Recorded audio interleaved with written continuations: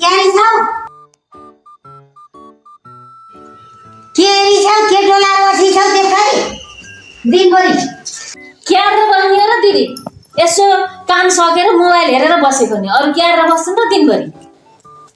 के काम छ र खाली त्यो मोबाइल चलाउने भने दिनभरि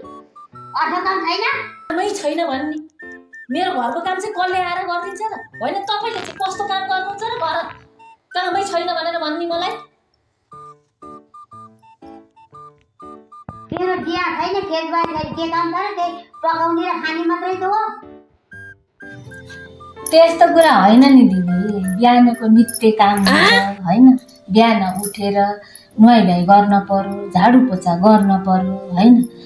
अब चिया सियानी दिन पर्यो अफिस जानलाई खाना पकाएर खुवाएर नि पठाउन पर्यो होइन अब घरको सरसफाइ कति हुन्छ त्यो त गर्न पर्यो नि डिया बाख्रा खेतीपाती भए मात्रै काम हुन्छ भन्ने होइन नि दिदी घरको पनि काम हुन्छ नि होइन र तिम्रो कुरो नि सही हो राम्रो हो